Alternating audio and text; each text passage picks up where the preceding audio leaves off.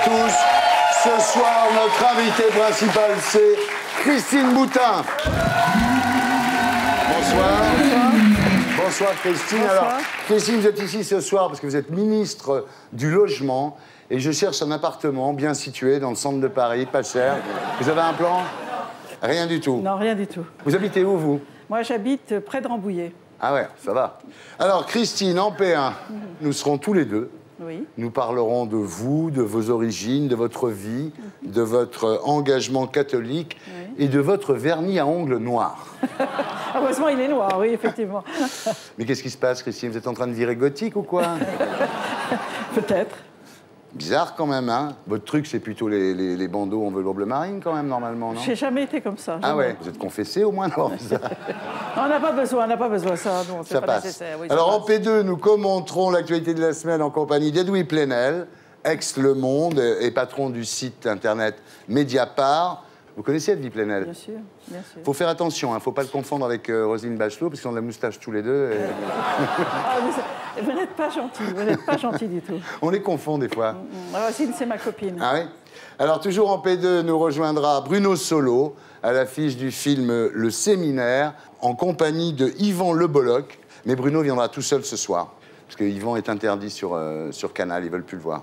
Ah bon, pourquoi? À cause de ses chemises.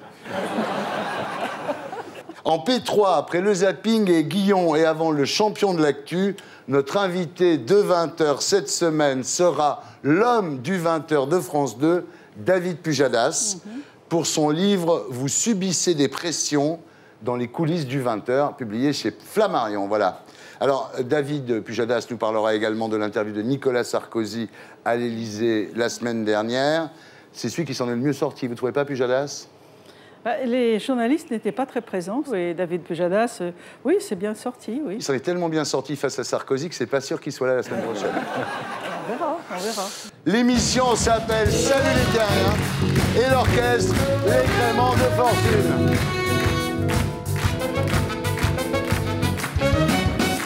Alors, Christine, rebonsoir. Donc, je faisais remarquer tout à l'heure votre vernis à ongles noirs, car quand on connaît vos origines, c'est tout à fait inattendu. Vous êtes né un 6 février, Oui. mais pas 6 février 34, quand même 6 février 44, Oui. en pleine guerre, à Levroux, dans l'Indre. Vos parents s'appelaient Xavier Martin et Bernadette Durand. Absolument. Hein, c'est Martin et Durand. Voilà. C'est bien de très chez nous. Bien, voilà. C'est simple. Voilà, c'est Un ça. peu banal, quand même. Oui, oui. Ah. C'est bien français. Alors, au début, c'est banal, mais malheureusement, ça devient vite tragique. Vous avez 5 ans quand votre maman meurt d'une embolie pulmonaire, en plein mois d'août. Ça vous a flingué, ça? Moi, l'image de ma mère, je l'ai toujours, j'ai 65 ans. Ça fait donc 60 ans et Ouais. je vois cette femme magnifique me disant au revoir dans le train. Ouais. Et je ne l'ai jamais revue. Voilà. Alors, un peu plus tard, votre père, qui était devenu arboriculteur en Touraine, sera ruiné par le gel. Et vous dites, selon les canons de la réussite sociale, il a raté sa vie, quoi.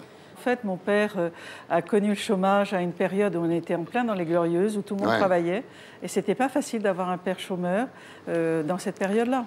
Donc, la pauvreté, vous avez su très tôt ce que c'était. Christine, vous avez connu le regard des bourgeois sur les pauvres, quoi. Absolument, Ouais. et c'est quelque chose, ça aussi, qu'on porte toute sa vie. Ouais. Vous savez, le regard condescendant Ouais. de celui qui possède par rapport à celui Ouais. qui n'a rien, Ouais. c'est des coups de poignard permanents. C'est vrai qu'on est dans un camp ou dans l'autre, hein. Absolument. Ouais. Et moi, je suis du côté des pauvres. Bah, moi aussi, oui, ça on choisit pas, remarquez. À 12 ans, vous avez la révélation de la foi lors de votre communion solennelle, dites-vous. Vous en savez des choses. J'ai senti sa présence. Comment ça s'est passé alors? Bon, de façon, je pense, assez classique pour ceux qui ont la chance ou la grâce d'avoir cette rencontre, c'est-à-dire d'avoir en moi, près de moi, une parole, une présence.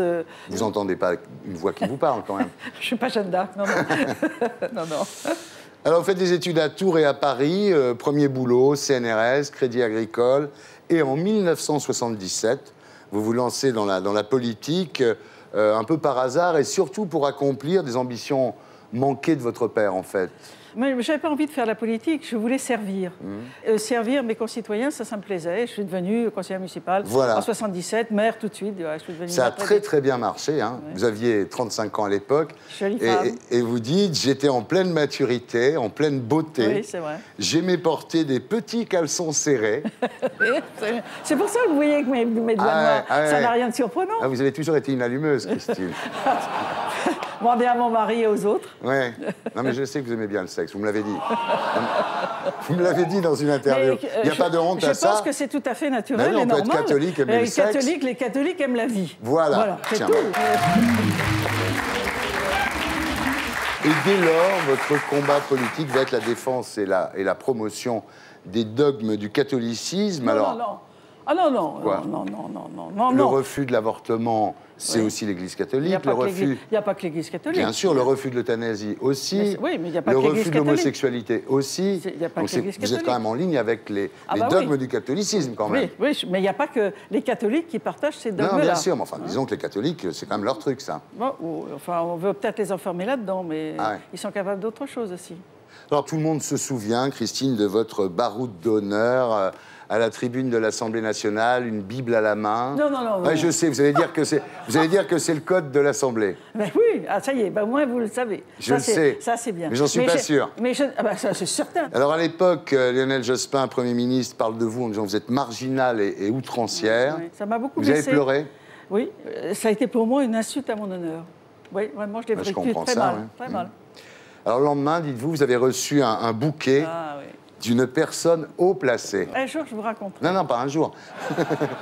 Vous avez dit à l'époque, je révélerai le nom de cette personne dans 10 ans. Ah non. Ça fait 10 ans, Christine. Non.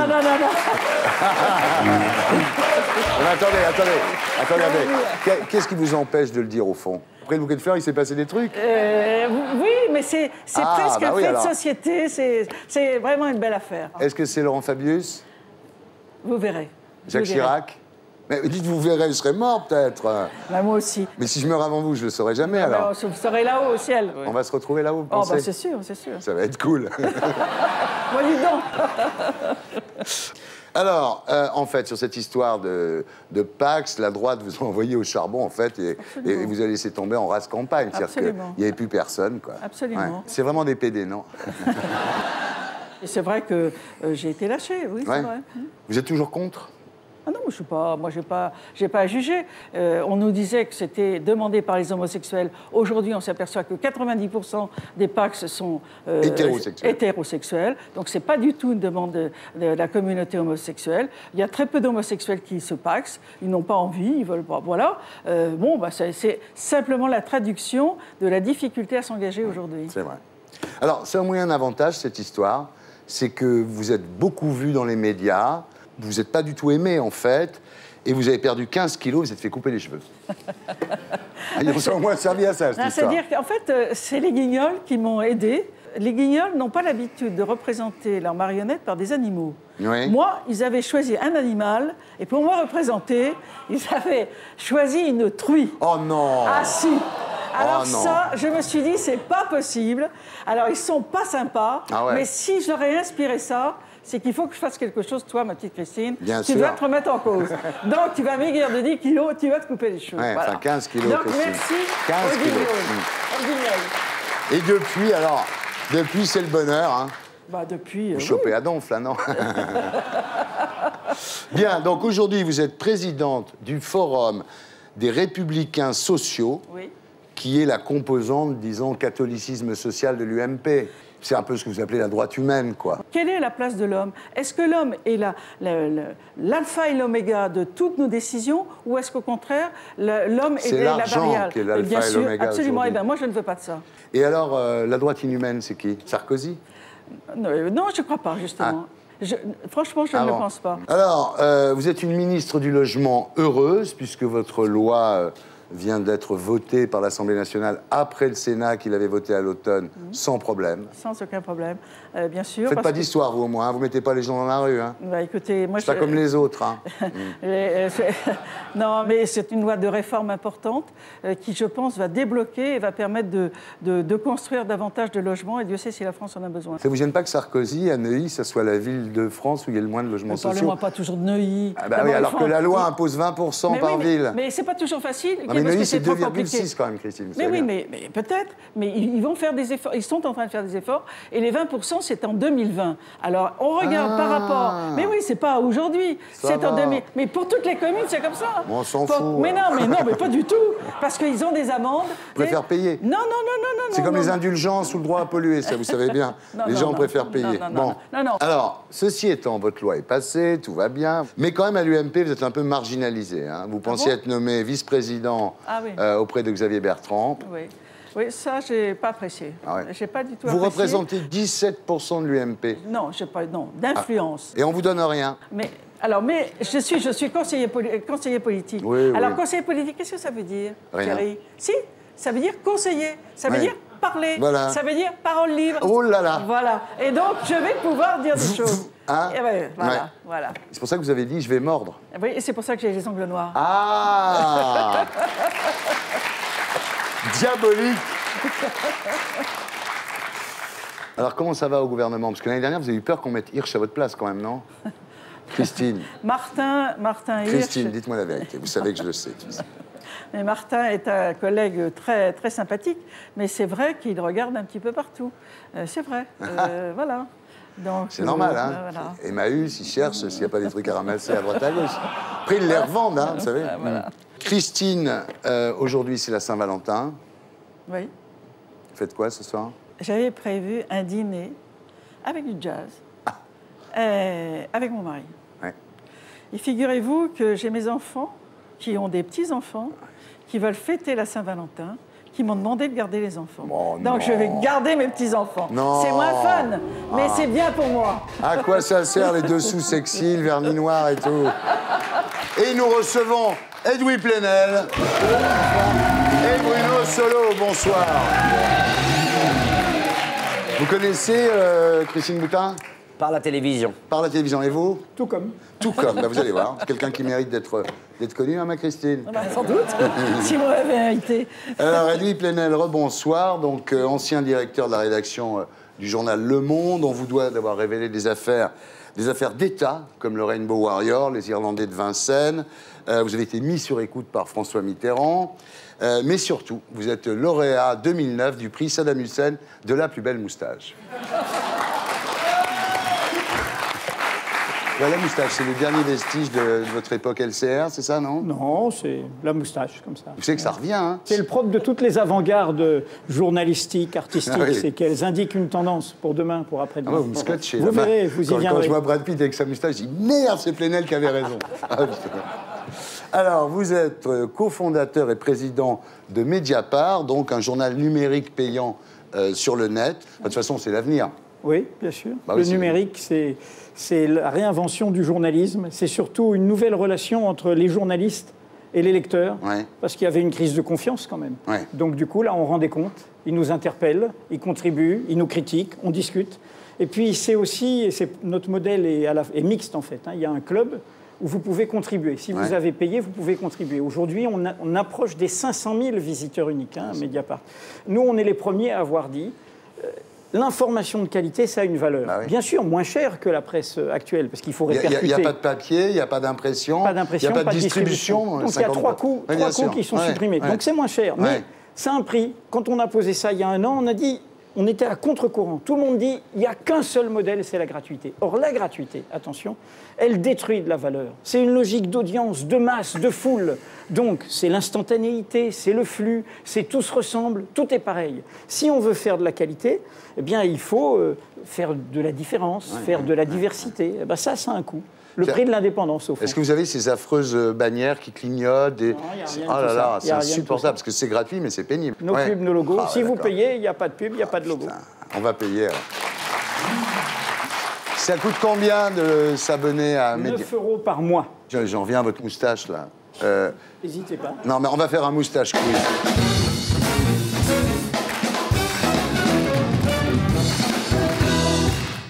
À qui est cette moustache, Bruno? Je vois pas bien, non. On éclaircit un peu. C'est Cabrel, voilà, Cabrel. C'est une vieille photo. Bon, on continue. Ah, c'est une vieille photo, ça. On continue. Ça. Beauvais. Beauvais, bravo. Beauvais, oui. On éclaircit, on éclaircit. On éclaircit. Ah, Groucho Marx. Ouais, bravo. Merci. On éclaircit. Saddam Hussein. Tom Selleck. Tom Selleck maintenant, bravo. Edoui, alors qu'est-ce qui se passe? Bon, allons-y. Ils sont très jaloux entre moustachus, Ouais. ils se reconnaissent pas. Alors? On voit rien. Ah, Borat. Bravo. C'est le meilleur, hein. Comme, hey, En vrai, c'est bien ce qu'il fait. Hein. tu sais que t'es champion du monde de moustache. moustaches, quiz, ouais. non, mais C'est c'est normal, il est barbu. Hein. c'est énorme. Je suis un moustachu qui s'assume pas totalement. Alors là, allons-y, vous allez voir, là, c'est compliqué, là. Ah oui, si, je sais. Ah, là. C'est Il y a longtemps, hein. C'est pas Clooney, non? Non, cette semaine, il a réussi un grand exploit. Ah, c'est Domenech. Ouais, bravo. Ça, c'est, alors là... Ça, c'est une barbe, ça. Non. Brassens. Ouais. Ouais. Ah, ça, c'est Fédo, ça. Non. Ah, mais c'est des sourcils. Non. Mais si, c'est... comment Ouais. ça s'appelle?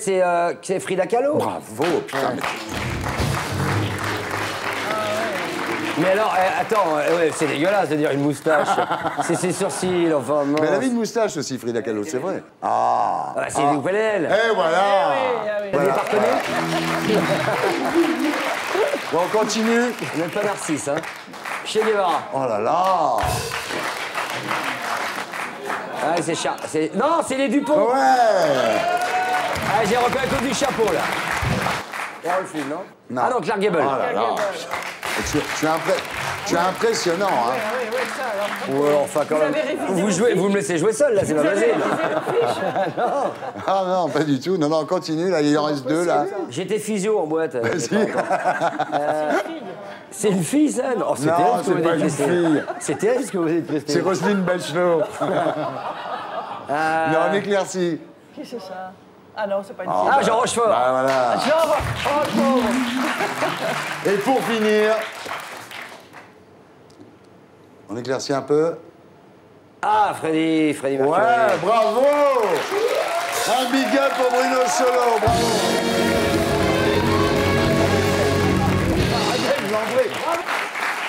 Bien, alors, Bruno, le film s'appelle Le Séminaire. C'est le deuxième long métrage tiré de Caméra Café. Le premier s'appelait Espace Détente. Ça a fait 1,8 million d'entrées. Énorme. Et là, le deuxième est en salle. Depuis mercredi. Alors, c'est l'histoire de 6 employés de la fameuse société Jeugène, dont le bilan est catastrophique, qui sont envoyés dans un séminaire à Paris. Et ce qui est drôle, c'est que tous les tests du film sont vrais. Ah oui. Ça, c'est extraordinaire. À tous les tests, on les a pris dans des vrais séminaires de team building, de coaching, Ouais, ouais. les tours en spaghetti en chamallow qui vous permettent de mieux vous accomplir au sein d'une entreprise, les puzzles géants qui vous permettent de mieux envisager l'adversité ou la concurrence. Enfin, à mon avis, des trucs totalement fallacieux, Oui, complètement grotesques, mais qui existent. Alors bien sûr, là, on est un peu tricheur, c'est qu'on les a rassemblés dans un seul et même séminaire. Ouais. Et voilà. Et on regarde à quoi ça ressemble. Jean-Claude Convenant, commercial s'il en est. Ce que j'attends de ce séminaire, me confronter à tout ce qui est nouveauté technique. Hein. Et qui plus outre, prendre un essor en termes de mieux, aller de l'avant, quoi. Bienvenue à Paris. C'est parce que vous occupez les postes clés de votre entreprise que vous avez été sélectionné pour ces 3 jours de team building intensif. On vient de se garer, là. Hey, on est à Paname. Hervé Dumont, délégué syndical. Moi, ce que j'attends de ce séminaire, c'est qu'on renoue avec des valeurs comme la solidarité, le partage, l'écoute. On est là pour apprendre à communiquer. C'est quoi ça, Jean-Claude? Ah bah ça, c'est un emballage de morteau. Montrez-moi un peu ce que vous avez dans le ventre. Et encore une fois, n'oubliez pas d'utiliser vos têtes. T'as oublié? T'as rendez-vous avec ta femme à 6 heures. Non, il n'y a pas vu une belle brune avec des... T'avais pas rencard? Tu sais pas où elle habite? Parce qu'une équipe est plus forte quand tous ses membres sont au top de leur vie personnelle. Tu sais que t'es le premier garçon qui me propose une soirée fiche de paix. Alors, ça se passe comment? J'amène les chips et on se met en peignoir? Sale con! Mais Véro, mais c'est du passé tout ça. On a tous droit à une deuxième chance, Véro. Dis donc, ça t'emmerde de répondre quand on t'appelle? Quoi? J'ai marqué les points, les verts. Faut qu'on cause. Malheureusement, c'est après que ça s'est gâté.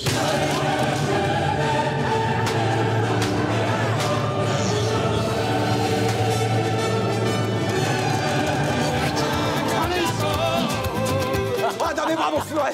Oh là là là, je crois qu'on a marqué les esprits. Hein. Hey, attention le team, hein. Voilà le séminaire de Charles Nemes en salle actuellement, voilà. Tout va bien. J'ai été plus malheureux. Caméra Café, dont ce film est tiré, a été vendu dans 55 pays, et a été premier prix d'humour en Asie. Ouais. C'est-à-dire que c'est le Asian Caméra Comedy Café Award. des Philippines qui a gagné le prix, c'est incroyable. On continue notre commentaire de l'actualité de la semaine avec les infos de Blacko 1.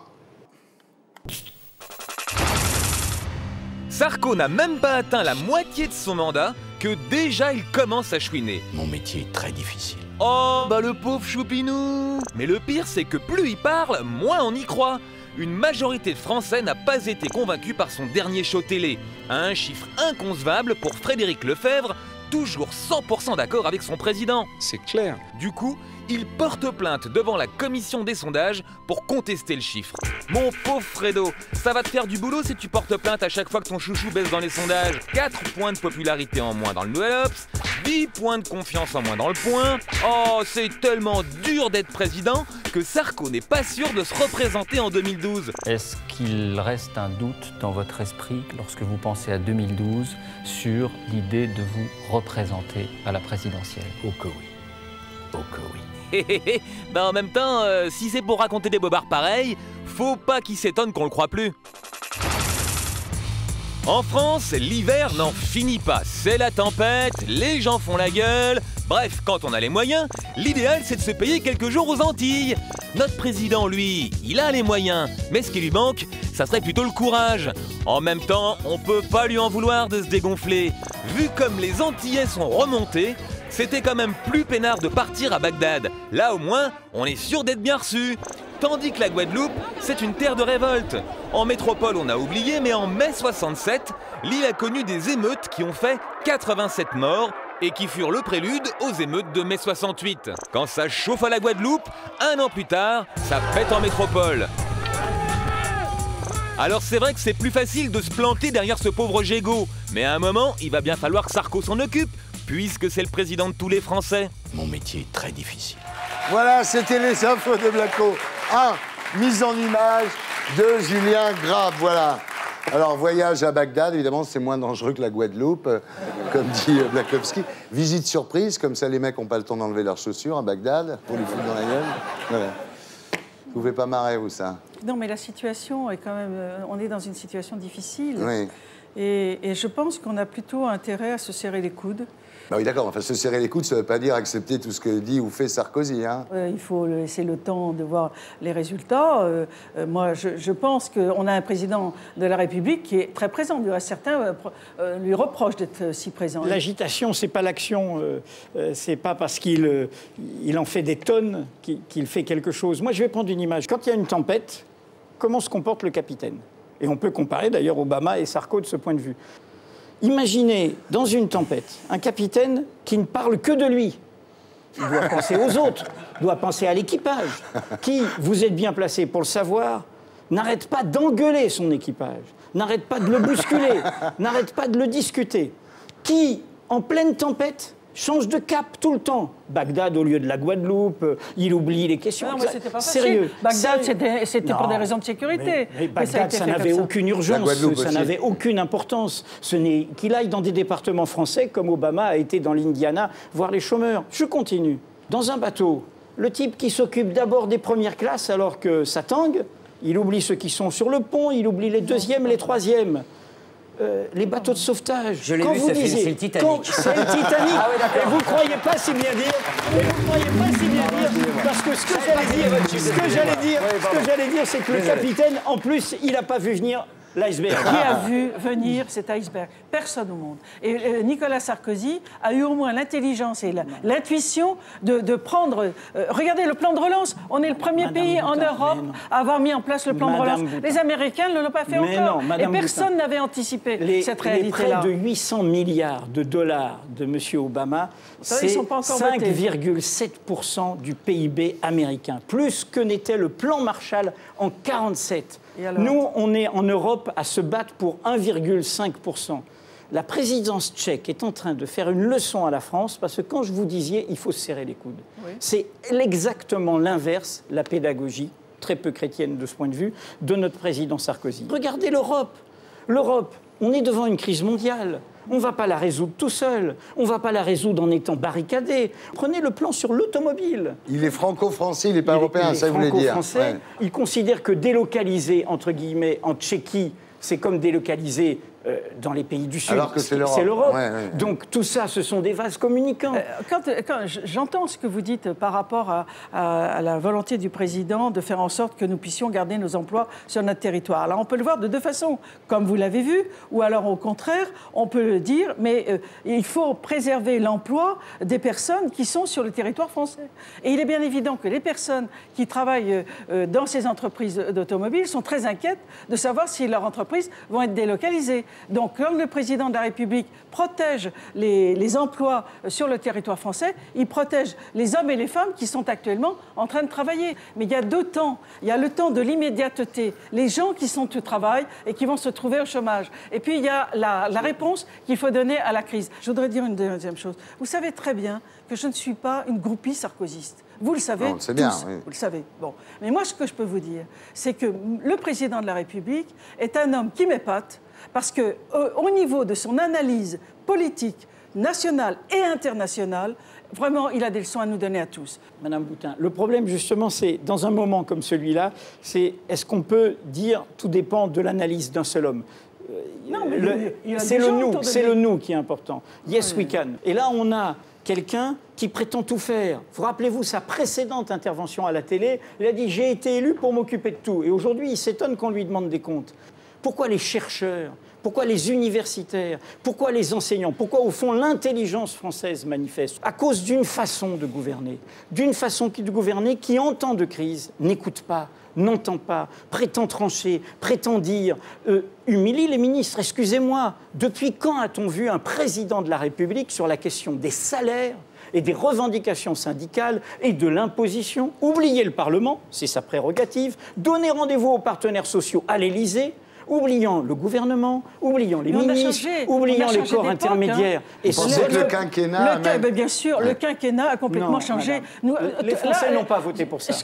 Peut-être, mais il n'empêche qu'ils ont quand même... Il faut leur demander leur avis. Par référendum, ils ont accepté le quinquennat. Et on ne leur a pas dit, à l'époque, que le quinquennat nous faisait changer de République. On est aujourd'hui dans un régime présidentiel et nous avons les conséquences de cette réforme institutionnelle. Je vous dis juste que notre système est aujourd'hui, démocratiquement, le système le plus archaïque qui soit. Et en temps de crise, ça ne permet pas que le bateau aille en ordre, avec une solidarité du fond de cale jusqu'en haut. Ça affole tout le monde. Et nous y courons. Je vais vous donner un exemple. Vous avez vu ce qu'a dit M. Streff, le PDG de Peugeot, qui est un homme raisonnable, et qui prouve que tout est lié. Il dit, mais nous, on n'était pas trop pour cette aide de l'État. On n'était pas trop pour. Mais bon, on est obligé d'y aller. Pourquoi? Parce que les banquiers, ils ne prêtent pas. Ouais. Parce que les banquiers, ils ne prêtent pas. Les banquiers à qui on a donné tous les milliards, à la différence de la Grande-Bretagne et des autres pays, sans condition, sans mettre de représentants de l'État, sans contrôle. Et ils annoncent leurs bénéfices. Et il faut leur tordre le bras sur le bonus. Écoutez, c'est une politique de gribouille. S'ils ne prêtent pas à Peugeot, ils ne vont pas te prêter à toi. Bon, attendez, un mot, et c'est normal. Christine, un mot, on passe à la suite. Comment se fait-il que les banquiers ne prêtent pas? Mais parce qu'ils sont pris dans un système mondial dans lequel plus personne ne les retrouve, c'est petit, et plus personne ne veut prendre le risque. Qu'elle les contraigne. Pourquoi votre gouvernement ne prend pas la mesure de bloquer les hauts revenus de ceux qui reçoivent des subventions de l'État? Mais Christine, ce que veut dire Edoui, c'est que c'est sûr, ça ne va pas régler le problème. Mais quand on demande aux gens de se serrer la ceinture, c'est bien de savoir qu'il n'y a pas des mecs qui prennent 3 millions d'euros de bonus par an. C'est ça, finalement. En tant que catholique, vous êtes d'accord avec ça? Je suis complètement d'accord. Tout le monde est d'accord. Bien. Merci. On continue notre commentaire de l'actualité de la semaine avec les infos de Blacko de... Après les élections en Israël, on s'est demandé si les Israéliens étaient plutôt à droite, comme Tzipi Livni, ou alors plutôt à droite, comme Benyamin Netanyahou. Mais non, ils sont pas tous comme ça, les Israéliens. Parmi les candidats, il y en avait un qui proposait un plan de paix reposant sur la légalisation du cannabis. Voici son spot de campagne qui a été diffusé pour de vrai à la télé israélienne. C'est tourné sur la tombe de Ben Gourion, le fondateur d'Israël. Tu vois David, on fume de la marijuana qui est cultivée par le Hamas. Et avec l'argent, ils achètent des fusées Qassam pour nous tirer dessus. Alors, si on la cultivait nous-mêmes, qu'est-ce qu'ils feraient de leur stock d'herbe? Eh ben, ils la fumeraient. Et ça les calmerait. Oh là là, qu'est-ce qu'ils sont cool ces Israéliens! Parce qu'en France, on voit pas trop quel candidat irait fumer un pétard sur la tombe du général de Gaulle, à moins de vouloir finir au Newf. Pauvre Benoît XVI, tout le monde lui reproche d'avoir réintégré Monseigneur Williamson dans l'église. Soi-disant que ça ne se fait pas de serrer la main à un négationniste pour se réconcilier avec lui. Eh ben dans ce cas, on se demande bien pourquoi tout le monde félicite Obama de tendre la main au président iranien. Il y a vraiment 2 poids 2 mesures. Parce qu'en 2005, Ahmadinejad a déclaré que la Shoah était un mythe. Et il y a encore 15 jours, le porte-parole du gouvernement iranien a dit que l'Holocauste était un gros mensonge inventé pour permettre la création d'Israël. Moralité, les seuls négationnistes fréquentables, c'est ceux qui auront bientôt la bombe atomique.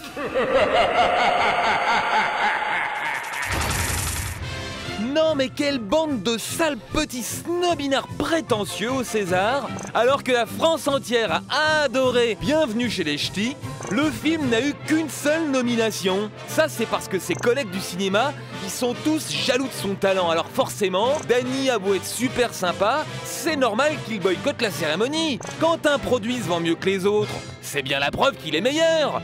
C'est pour ça que la bière, c'est meilleur que le champagne. C'est pour ça que McDo, c'est meilleur que le foie gras. Et c'est pour ça que le film de Monsieur Boone, c'est le meilleur film français du monde. Voilà, c'était les infos de Blacko 2, mise en image de Julien Graphe. Alors, concernant les Ch'tis, moi je trouve que c'est un très bon film que j'ai vu 2 fois. Et puis Dany, il a une super idée, c'est de faire un César de la comédie. Ça Vraiment. peut arriver parce qu'effectivement, la comédie est traitée avec un peu de condescendance dans ce pays. Mais bon, est-ce que c'est si grave que ça? Voilà. Je me souviens quand j'avais tourné La Vérité si je mens, le film a été fracassé par la presse, il avait fait 5 millions, le suivant il a fait 8 millions. Ça c'est un vieux mal français, c'est vrai qu'en Angleterre la comédie est traitée avec, elle a des lettres de noblesse qu'on n'a pas ici. Voilà. Je veux pas faire le sérieux hein, parce que je suis un clown, mais j'ai du mal à me lever pour un truc comme pour les Ch'tis. Il y a des choses très flippantes, moi je trouve, cet évêque, Williamson, qui est réintégré par le pape dans la communauté catholique, donc... Ce qui est vraiment tragique et condamnable, c'est qu'en fait, ces propos-là s'inscrivent dans un mouvement, aujourd'hui, antisémite, qui me semble inquiétant. Enfin, s'il n'avait pas donné un petit confort aux intégristes en leur donnant la possibilité de se dire « Ah, ben ça va, ils nous réintègrent. » Non, il les a réintégrés quand même. Il les a pas excommuniés, il a dit « Allez, revenez dans notre église. » Et les mecs, ils se sont dit « Ah, ben ça va, c'est cool. » Et hop, et les mecs, ils balancent sur le Shoah. Je sais pas quels sont... Moi, j'ai beaucoup de mal avec le pape. Écoutez, ça vous pouvez très bien ne pas comprendre, je respecte tout. Il leur a donné un confort de parole. Ce que je peux vous dire, c'est que... Il leur a donné l'occasion de reparler. Et les mecs, dès qu'ils reparlent, ils disent des saletés, quoi. La foi chrétienne, elle est fondée sur l'amour et le pardon. Oui, mais je sais. Donc, à partir du moment où on fonde l'amour et le pardon, eh bien, il est normal de tendre la main. Non, c'est exactement ça. Et les criminels de guerre aussi, ça va. Ceux qui doivent être indignés d'abord, c'est les catholiques aujourd'hui, c'est pas les juifs. Ils refusent Vatican II. Ils refusent Vatican II. Et qu'est-ce que c'est Vatican II? C'est un examen de conscience de l'Église. Ce pape, en ouvrant aux traditionalistes, il ouvre à ceux qui pense toujours comme avant Vatican II, c'est-à-dire avant ce séisme de la barbarie au cœur de la culture. Aussi, et les catholiques allemands le disent, Angela Merkel le dit, parce engueulé, qu'en tant Merkel. qu'Allemands et en tant que chrétiens sont bouleversés parce qu'il a été dans les jeunesses hitlériennes jeune. Donc l'Allemagne, elle comprend, et encore plus l'Allemagne chrétienne, combien c'est au cœur de son histoire, comment une telle folie a pu arriver. Donc c'est ce pape qui est en cause. Au moment où Jean-Paul II est mort, notre plus grand pape depuis très longtemps est mort, il y avait le choix, il y avait l'Indien, il y avait le Noir, il y avait des gens qui montraient de l'Église quelque chose de différent. Ils ont pris le seul mec qui était dans les jeunesses hitlériennes. Faut être con quand même. Non, mais c'est vrai, non, mais ce que je veux dire, ses parents à lui, ils étaient hitlériens, parce qu'ils ont mis leur enfant dans les jeunesses hitlériennes. Donc le mec a été élevé là-dedans. Pour lui, la négation des chambres à gaz, c'est peut-être pas si grave que pour nous. Non, arrêtez. Ça, je peux pas vous laisser dire ça. Mais si. Ah non, ça, c'est pas possible. Non. Ça, c'est pas possible. Peut-être que pour lui, c'est pas si grave. Non, mais arrêtez, là, c'est pas possible. Hein. Non, vous pouvez pas dire une chose pareille. Vous n'allez pas m'excommunier. J'en ai pas de pouvoir. Ça pourrait arriver. Ça n'a pas d'importance. Ce que je peux vous dire, c'est que, vous le savez, le Benoît XVI va aller en Israël. Il a demandé pardon. Faites une lettre au pape. Dites-lui que 80 ans, il devrait passer la main. Il pourrait démissionner, non? Les évêques, c'est 75. Ouais. Donc pourquoi le chef des évêques, ce serait au-delà de 80? Merci d'avoir été avec nous. Merci beaucoup. En tous les cas, quand on vous écoute, ça donne envie d'aller sur Mediapart. Mediapart. Il y a des trucs comme ça sur Mediapart? Il y a tout ça. Ah bah pour 9 € par mois, ça le fait. Hein. Comme vous le savez, en P3, nous accueillons désormais un invité de 20h. Ce soir, ça tombe bien, c'est David Pujadas. Toujours en compagnie de Christine Boutin et de Bruno Solo. Alors, David, à 20h, nous parlerons de votre livre. Nous parlerons aussi de l'interview de Nicolas Sarkozy la semaine dernière, que vous avez présenté avec Guy Lagache et Alain Duhamel. Alors, une seule question. Lequel des trois a ramené Laurence Ferrari? Enfin, nous en parlerons à 20h. Mais en attendant, j'accueille Stéphane Guillon. À vous, Stéphane, pour la semaine de Guillon.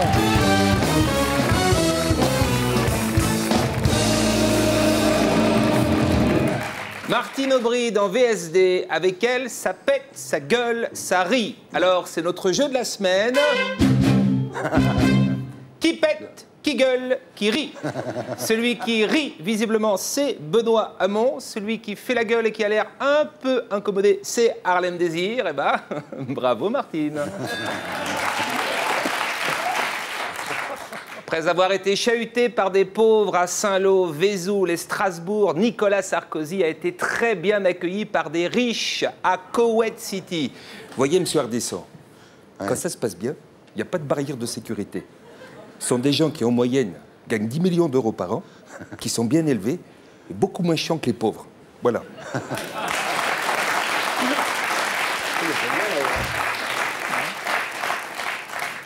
L'Élysée soulagé après une émission à haut risque, titre Le Figaro. C'est vrai que c'était super risqué, l'insolence et la violence des questions de Laurence Ferrari et David Pujadas, c'était une vraie boucherie. Un prêtre mis en examen pour viol aggravé. Attention, il peut être béatifié par Benoît XVI. Si on réintègre un négationniste, on peut béatifier un violeur.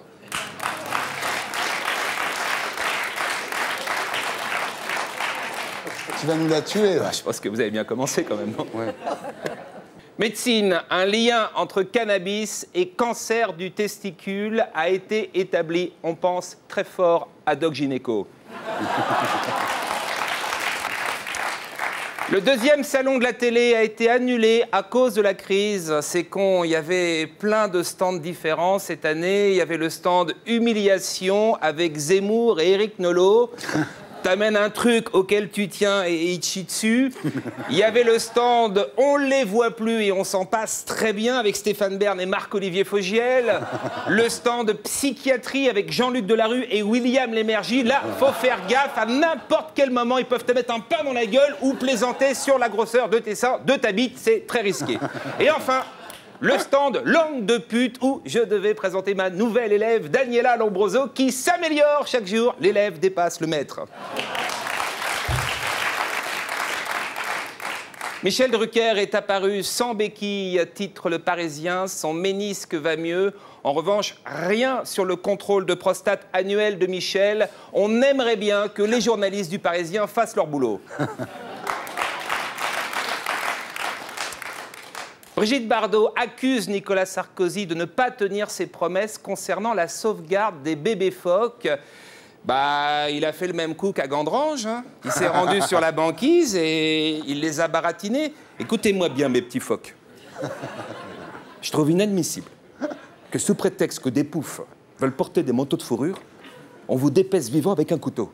Alors dans un an, je serai de retour avec Madame Bardot et on va trouver la solution.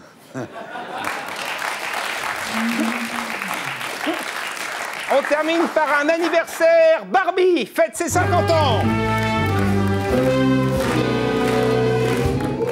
Dans les modèles les plus courus, vous avez Barbie Casse-Noisette, Barbie Dior. Attention, le coffret est incomplet. Il y a sa fille, la petite Zora, mais il n'y a pas le père. On ne sait pas qui la Ken. Qui est Ken, pardon. Vous avez Barbie Boutin, c'est la Barbie catho classique. Les petites filles n'en veulent pas, mais à Lourdes et au Vatican, elle se vend très bien. Dans les gros succès de l'année, vous avez Barbie chômeuse qui fait un carton, il y en a de plus en plus. Vous avez Barbie sans papier qui est une contrefaçon. Attention, on en a viré 30 000 et ça va continuer. Vous avez également Barbie SDF. Alors, c'est comme le coffret Barbie fait du camping, mais la tente est plus petite, c'est une Décathlon. Parfois, Barbie SDF voudrait une maison. Elle va pleurer auprès de Barbie Boutin qui l'envoie chier. Oh non. Après, oh non. Non. Après, vous avez toutes les Barbie internationales, Barbie australiennes. Alors, je voulais vous en amener, mais malheureusement, elles ont brûlé à la maison. En revanche, je vous ai apporté ma préférée, Barbie Taliban, qui a trompé son mari, Barbie Taliban, et là, la sanction, la sanction est immédiate, voilà. Ken le barbu, Thierry, Ken le barbu ne plaisante pas. À la semaine prochaine, merci beaucoup. Voilà, c'était la semaine de Guillon, qu'on retrouve la semaine prochaine. Et en attendant, sur le site canalbleu.fr. Alors, David Pujadas, ça va? Comment vous dites quand vous présentez le journal, quand vous dites bonsoir aux gens? Bonsoir et bienvenue à tous. Allons-y. 1, 2, 3. Faites-le moi, que pour moi. Bonsoir Thierry et bienvenue à tous. Ah, c'est gentil. Ah, c'est gentil, merci. En tous les cas, il marche ce journal, hein? Il marche pas mal, oui. Il marche bien en tous les cas. Il est sérieux, il est bien fait, vous avez bien bossé. Il a une identité. Ouais. Il a une identité, il est charpenté, il est varié, il y a de l'approfondissement, on ne se contente pas de survoler, enfin on essaye. Et il marche bien. Tout ce qu'on vous souhaite, c'est d'avoir un programme avant. Je ne dirai rien. Ouais. Alors, justement, donc votre livre s'appelle « Vous subissez des pressions dans les coulisses du 20h », publié chez Flammarion. Et ça raconte la vraie vie d'un journal télévisé, en fait. Ça nous permet de voir comment ça se passe, parce qu'on ne sait pas, nous, en fait. Voilà, exactement. Ça fait quelques années que je fais ça. On parle beaucoup du 20h, partout, mais je rencontre tout le temps des gens qui me posent des questions, souvent les mêmes. Et c'est à ces questions que j'ai voulu répondre, parfois des questions très simple. Est-ce que c'est vous qui écrivez les textes, par exemple? Les gens pensent des fois que vous êtes des speakerines et que vous lisez un prompteur alors que vous bossez pour les écrire. Il faut expliquer que non seulement on écrit les textes, c'est quand même pas mal de textes tous les jours, mais aussi qu'on participe évidemment à l'élaboration du journal, à faire les choix, à exprimer des envies tous les jours depuis le matin. On apprend aussi dans ce livre que souvent vous présentez le journal sans pantalon, David, et c'est assez extraordinaire. Ah bon, vous avez lu ça? Bah oui. Alors, moi, je vais vous dire, je fais de la télé depuis 25 ans, je connais bien la télé, j'ai appris des trucs en lisant votre bouquin. J'espère, parce que je l'ai fait avec sincérité, j'ai pas essayé de nous faire passer pour des gens toujours vertueux, toujours exemplaires. Le journalisme, c'est ça aussi, c'est des doutes, c'est pas une science exacte, on tâtonne, il y a des fois où on hésite, vraiment, et j'ai voulu expliquer tout ça. Il n'y a pas grand-chose sur vous, hein? Si, il y a quand même 2, 3 chapitres. Ouais, mais enfin bon, on apprend... Par exemple, le fait que votre compagne soit hôtesse de l'air, c'est pas dedans, hein? Non, c'est pas dedans, mais ce sera pas dans le prochain non plus. Désarmer les toboggans tous les soirs, c'est... et contrôler les vis-à-vis, c'est pas dedans. Non, c'est vrai qu'il faut remonter à un portrait de Libération pour savoir que vous aviez les douilles jusque-là, que vous fumiez des pétards, que vous écoutiez du hard rock. Oui, bah oui, moi je suis de la génération, enfin j'étais teenager dans les années 70, et donc j'ai vécu un peu cette période-là, comme quand on vous voit maintenant, beaucoup d'entre nous. Hein. Alors, je trouve qu'il a une petite tête, tête de racaille, un petit peu. Il a un petit œil quand même un peu voyou. Alors vous êtes excellent, je vous ai vu avec Juncker, le patron du Luxembourg, au sujet des paradis fiscaux, vous avez été excellent. Arlette Chabot s'est excusée le lendemain auprès de M. Juncker, mais ça, vous en parlez pas dans le bouquin? Non, cet épisode-là, j'en parle pas. Je parle de beaucoup de choses. Celui-là n'a pas spécialement retenu mon attention. Mais... Ben moi, si, parce que quand même, je vous ai trouvé particulièrement courageux, et pas elle. Donc ça vous embête de vous mettre en porte-à-faux par rapport à votre patronne, peut-être? Oui, d'autant qu'on s'entend bien et qu'on est d'accord sur l'essentiel. Je pense qu'elle s'est plus excusée, comment dire, à titre personnel. Comme ça, la fois d'après, il reviendra quand même. Ça m'étonnerait qu'il revienne, lui. On verra. Bon, vous avez été très bon avec Kouchner. Très, très bon avec Kouchner. Il ne vous a pas traité d'antisémite, vous avez de la chance, parce que comme c'est sa seule défense, c'est de dire à Péan qu'il est antisémite. C'est vrai que vous n'avez pas eu droit à ça. Hein. Non, mais je ne l'ai pas questionné non plus. Vous étiez pugnace, vraiment pugnace. Alors évidemment, avec Sarko, là, c'était un peu moins bien. Peut-être parce que vous étiez 4, non? Alors, être 4, c'est vrai que c'est toujours évidemment une contrainte. C'est-à-dire que, par exemple, dans le droit de relance que vous exercez, à un moment donné, il faut s'arrêter parce qu'il y a une sorte de temps de parole qu'il faut partager entre chacun. Les journalistes, vous n'avez pas été très présents quand même. Écoutez, quelle question, d'après vous, a manqué pendant cette interview? La Guadeloupe, personne n'a parlé de là. J'ai été surpris, moi. Oui, mais la Guadeloupe, c'était en voie de règlement, la Guadeloupe. C'était en train, théoriquement, de se régler. Et puis, c'est vrai que ça fait partie des 3 ou 4 sujets importants, très importants même, qui ont été chantés parce qu'à un moment donné, l'heure tourne. On n'a pas parlé des juges d'instruction, c'est une réforme importante. On n'a pas parlé de la réintégration de la France dans le commandement militaire de l'OTAN. C'est aussi un sujet important. Mais à un moment donné, il faut faire des choix. Et si vous voulez approfondir un peu sur certains sujets, il y en a d'autres que vous pouvez pas évoquer. Quand Sarkozy cherche à vous déstabiliser en faisant référence à une erreur que vous aviez faite au sujet de Juppé, par exemple. Prenez ça comment? Mais en même temps, nous, les journalistes, on est les premiers à se dire, face aux politiques, on va y aller un peu. Et donc, qu'un politique aussi se dise, face aux journalistes, je vais y aller un peu, c'est un match. Et surtout avec Nicolas Sarkozy, on a l'impression que tous les coups sont un peu permis. Moi, ça ne me choque pas. Et vous savez, pendant la présidentielle en 2007, c'était une stratégie qu'appliquaient tous les candidats, non seulement Nicolas Sarkozy, mais Ségolène Royal, François Bayrou, d'attaquer le journaliste, ce qui ne se faisait jamais avant, mais c'est une stratégie. Voilà, donc le bouquin s'appelle... Vous subissez des pressions, point d'interrogation, parce que c'est une des questions qu'on me pose le plus souvent, et je réponds, oui, on subit des pressions. Beaucoup de pressions, pas seulement des politiques, et c'est normal, c'est le jeu de la démocratie, le tout c'est de pouvoir y résister. Y résister, bravo, merci. Voilà, on va terminer cette émission en jouant avec le champion de l'actu.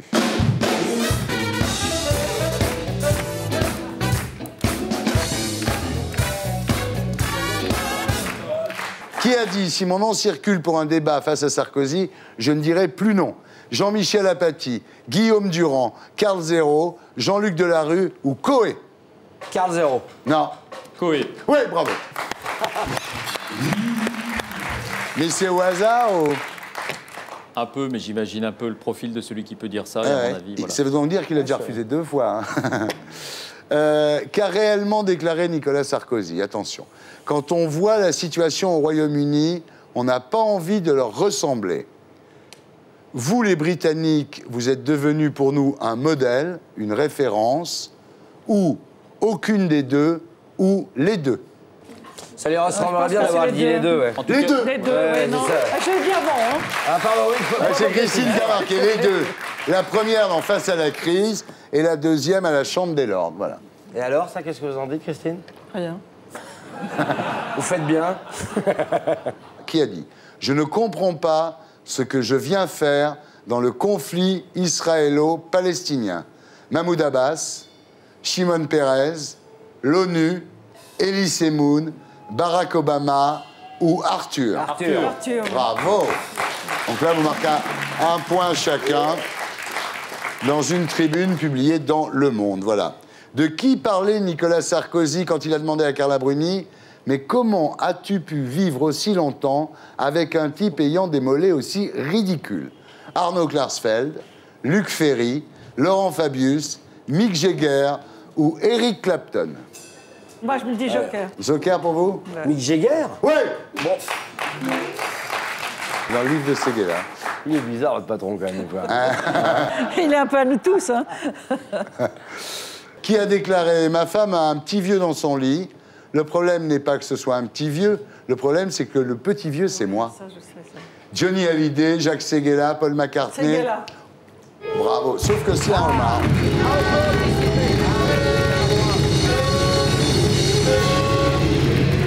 Christine, quand on répond avant la fin de l'énoncé, le point va en face. Et ça s'appelle un homard. Oh là là, quel dommage. Inventé par Omar Sy, notre ami du service après-vente des émissions. Voilà. Mais en tous les cas, c'est bien. Vous répondez bien. Hein. Je suis fier de vous, là. Bravo. Qui a déclaré sur le plateau de son émission, comme vous pouvez le constater, il y a énormément de monde dans le public, car ce soir, nous avons décidé d'inviter tous ceux qui regardent l'émission. Daniel Picouli, Julien Courbet, Samuel Etienne ou Frédéric Tadei. Julien Courbet. Bravo. Ouais. C'est drôle. Mais il n'a pas fait exprès. Hein? Je pense pas qu'il l'ait fait comme un gag. Ah non, là tu te trompes. Il a beaucoup d'humour, Julien Courbet. Oui, ah ouais. Oui, il est très très drôle. Ouais. Ah, il est drôle. Il vaut mieux que ses émissions, je trouve. Ah ouais. Mais attends, Stéphane, c'est Boutin qui a tout raflé ou quoi? Non, non, non. Elle est devant. Ah, et pourtant j'ai un homard. Et j'ai un homard. Et malgré un homard. Et j'ai un homard. Mais Christine, vous savez que la vie est injuste. Les compteurs sont remis à zéro. Pourquoi? Qu'est-ce qu'il y a? Bah, il y a le banco.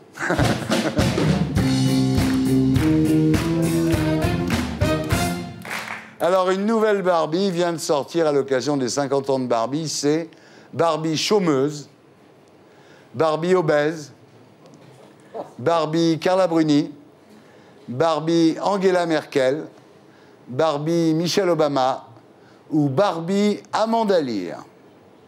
Barbie obèse. Non. Amanda Lear. Non. Angela Merkel? Oui. Ah. C'est incroyable. Tu aurais pensé à ça, toi, faire une Barbie Angela Merkel? C'est incroyable. Oui, et ils l'ont fait, ça se vend. Elle est mignonne. Le gagnant est Bruno Solo. Voilà, bah écoutez, c'était Salut les Terriens, merci, c'était très agréable.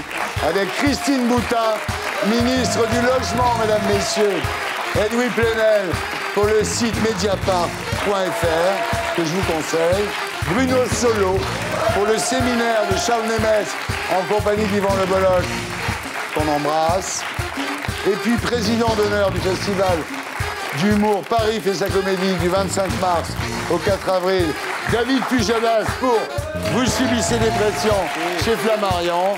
Voilà, je vous laisse en compagnie de mes amis de Groland Magazine. À la semaine prochaine. Salut les Terriens.